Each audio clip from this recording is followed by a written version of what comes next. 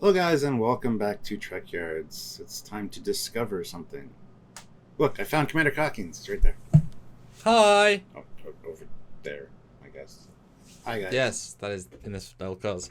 Yes, this is the penultimate Discovery Season 4 episode.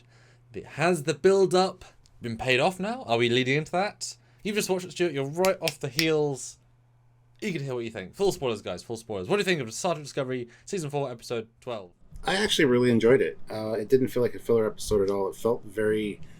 I want to say Star Trek, but at the same time, it felt very 1980s Steven Spielberg movie, like First Contacty, which I liked. I mean, it was a great, math is a universal language, and that's the power of math, people. I enjoyed it. I'm very, very frustrated with Tarka, just because of the situation, and I was actually invested at the end. I'm like, oh, you got to stop us at all costs. I'm like, okay, cool.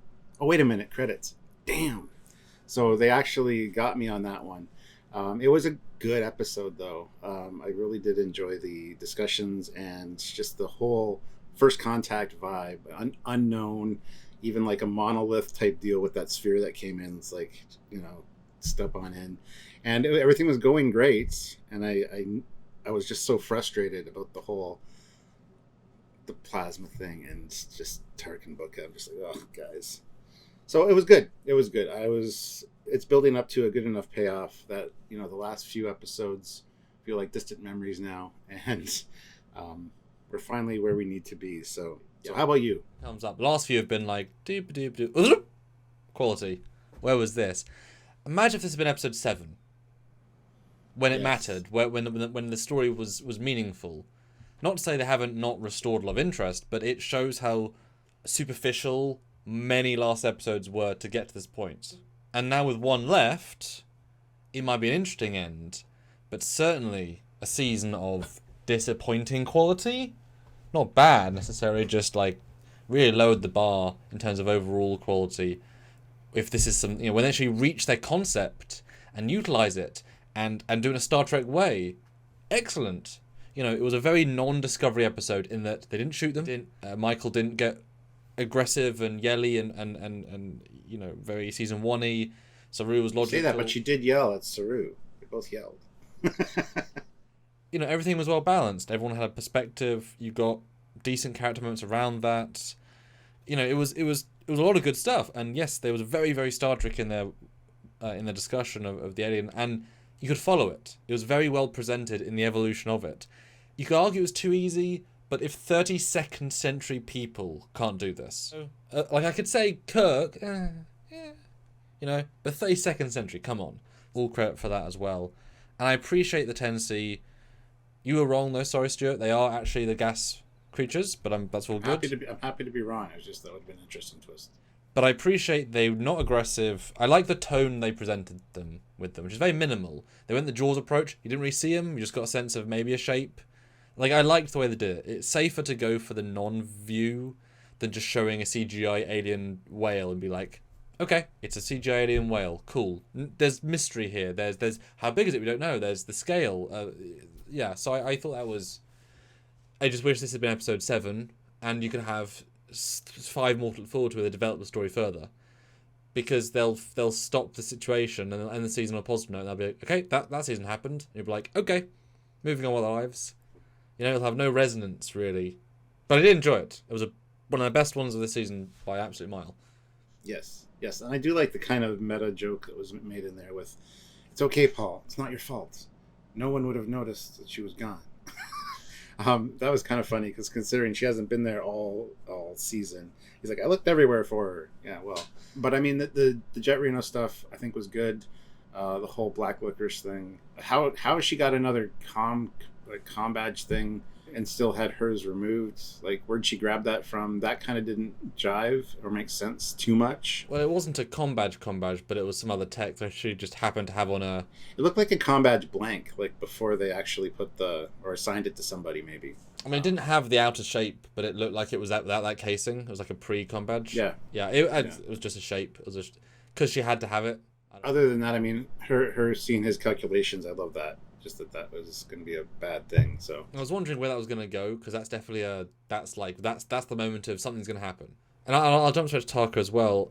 He's not the villain of the season. They've been very specific to show him be very sympathetic, very not necessarily dimensional, but understandable, and he's doing it for the right reasons abstractly. So he's not a baddie, arguably not even an antagonist. Like this episode really misdid him because I don't really buy that he'll potentially sacrifice, all of the 10C and Earth and Vulcan just to make sure he can get to the planet. This other universe. I don't think he'd do that.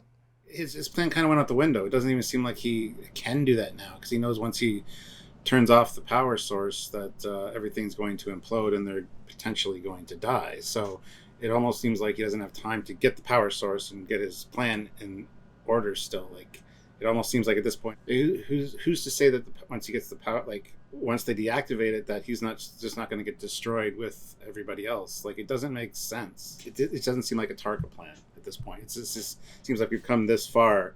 We're just going to go ahead with it, even though it's still potential of killing Earth in a month. It feels like maybe we're lorkering him good until the last time we see him. Like just suddenly the quality of the character just falls off in a massive cliff. It's like, well, that's a shit character now. All of a sudden. Not that it was that bad, but suddenly abandon all of your ethics, all of your built-up character development, and throw it all away. Now, it'd be fine if each episode he got more insane feeling, but he wasn't even in love with this alien guy. Like, there's not even that, it was my long, like, you know, if it'd been, you know, he'd been my gay lover for 10 years in the prison. Fantastic, you know?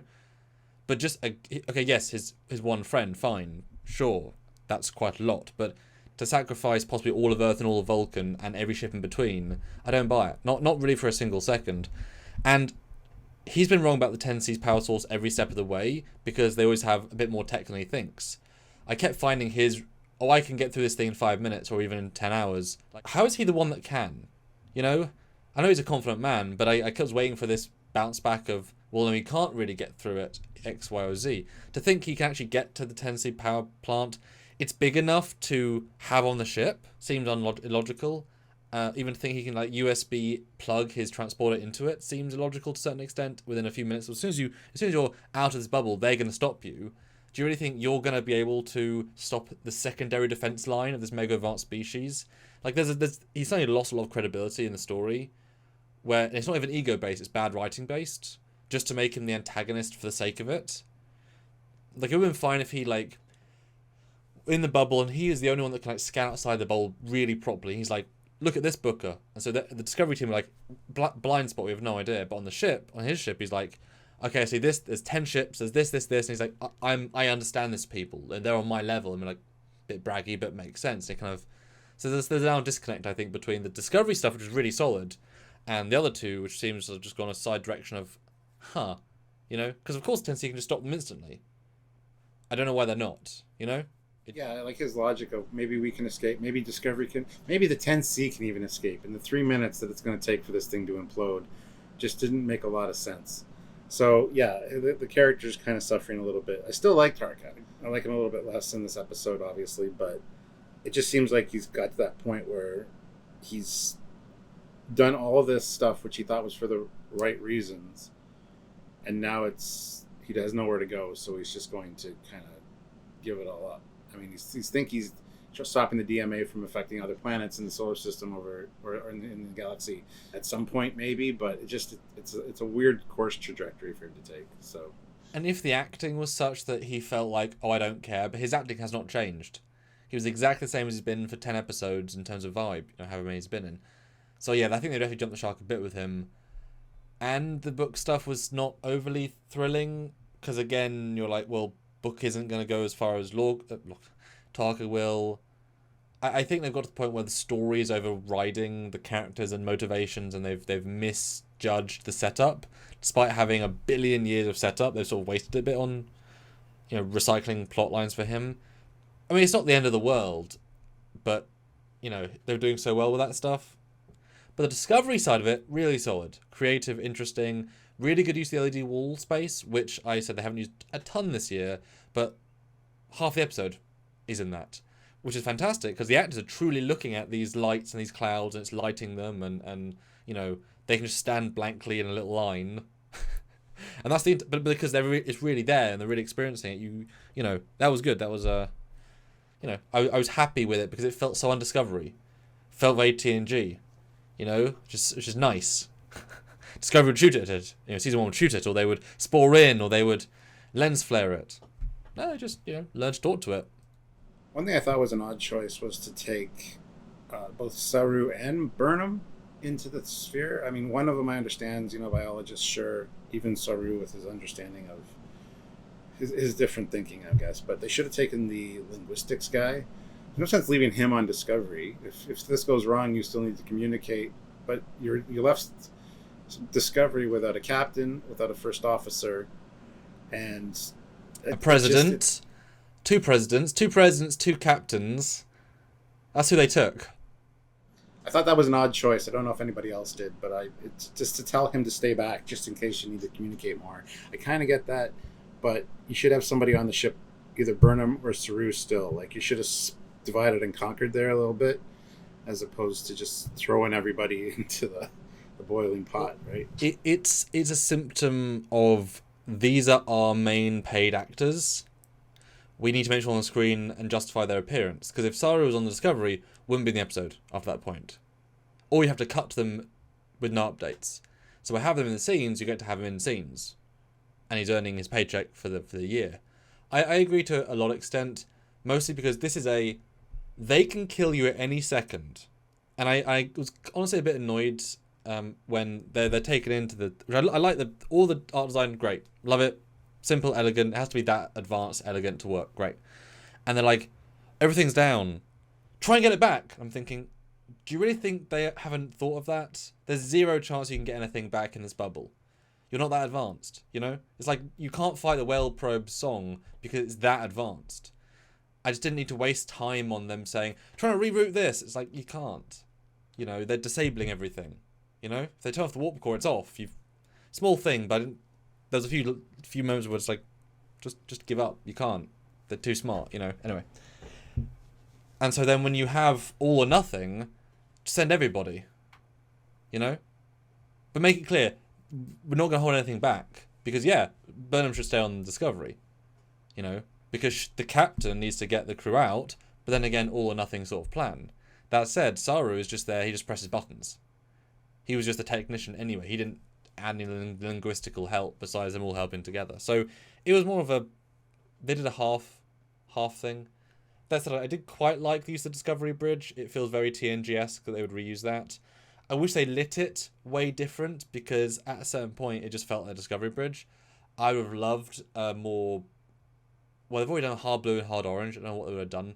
I would have loved to have repainted it if they could have. I know they couldn't have, but almost like a more ethereal white Star Trek 4 dream sequence colour, or just radically different lighting. I think would have helped a bit more. I didn't need it, but it was too... We've just walked out of one set into the same set again.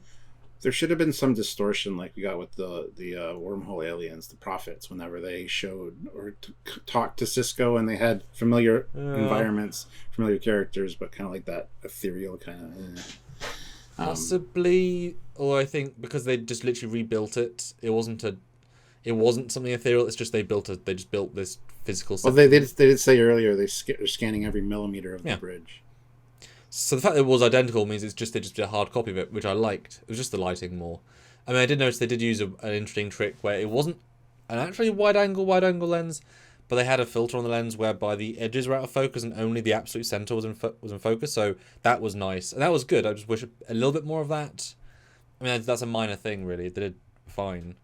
The only other disconnect I had a little bit was when they were putting the peaceful pheromones on the dots, and the dots were launching out the top and then heading straight towards the hyperfield, and then literally a minute later she's launch the dots and they all around the ship and they head towards the hyperfield.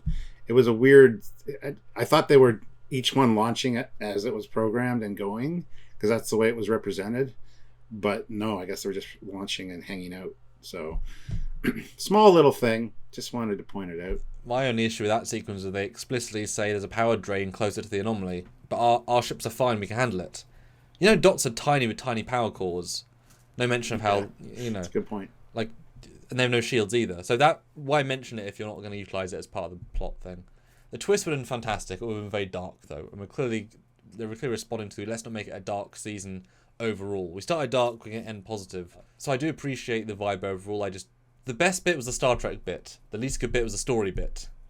Oh, also, I don't know if you picked up on this. I'll have to rewatch it this week for the full review, which I guess is tonight for you, but later on for us. At the start, I heard lots and lots of Vija music.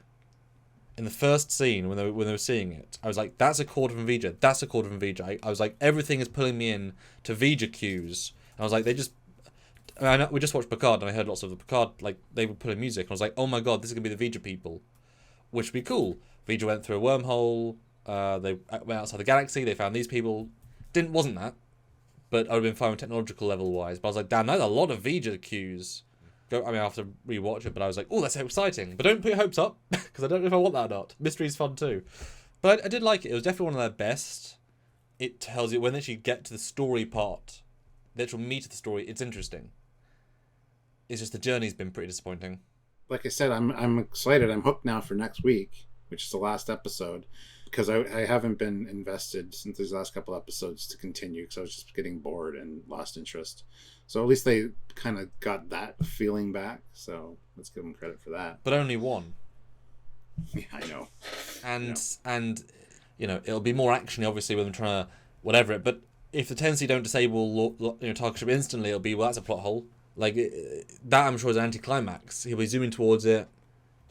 He'll be stopped, and then we'll get back to something else. Like, I'm assuming the only thing that can really happen, honestly, is that it's simple as they agree a ceasefire, and the Tennessee agree to turn off the DMA, and then they like beam Discovery back into our universe, and then they detect the fact that the thing's now disappeared from the edge of our galaxy. It's now somewhere else. Like, it'll be very like anticlimactic of, oh yeah, we stopped the DMA and they left.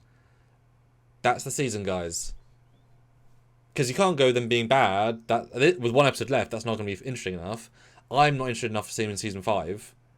Their story is not interesting enough, let's be honest.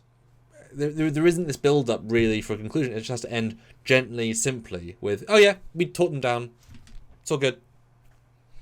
Where else can they go of interest without a big, weird cliffhanger that changes the entire paradigm, in which case, have that set up? The only thing I can think of is they're going to resolve this all. They're going to get outside the hyperfield. They're going to be like, all right, let's go home. And then they can't get back through the galactic barrier this way, coming from the outside. And that's what it's going to be. That's that hint from Kovich, or the foreshadowing of the 3-hour tour, like on Gilligan's Island. You go for a 3-hour tour, you get stranded, and you're there for years. I think that's going to be the lead into season 5, maybe. But I don't know. I mean, that's fine, but also Booker got through it effortlessly, so it's a hard-pressed argument to say the opposite route isn't effortless. You have to really techno-babble your way out of that. Unless, obviously, the same thing we said previously, they now say that, yes, it was a rip in that they didn't realise that it was a damaged part of the Great Barrier. It's now healed, and now it's strong. They have to use the cells, and they're all non-existent anymore because they've been healed. Which would be fun, but then also outside the galaxy, that's a weird thing. Especially if you've got the president of Vulcan, president of Federation. Oh, and also one last thing from me. They gave all the side characters one thing to do. Good job. Yes, yeah. So they did give them. We're gonna go back to the bridge now. Transport. It's like nobody walk anywhere anymore. Except when they do. Yeah, no, that was okay. But yeah, I think that's it. I mean, tune in tonight when we talk about it live. Do the full breakdown and reaction at 4 p.m. Eastern Standard Time. But I mean, there's a lot of dialogue in there, so we might get some more stuff out of the live. But anyway, join us for that. Make sure you're subscribed to the channel and notified so you don't miss those kind of lives. And please, if you're not going to join us for that one, please comment down below what you thought of the episode. Love reading your comments, and we love you guys engaging and interacting down there. So please do so. And if you want to support what we do here on Trekyards, all the content between Picard, Lower Deck, Stranger Worlds, all the etc. stuff, Patreon, PayPal, join the channel on YouTube, super chatting, any of the above. Support if you can. Don't worry if you can't, but just keep watching. But if you can support, please do. Thank you in advance. So until next time, guys, he is Commander Cocking. He's got a Foley. See ya. Bye, guys.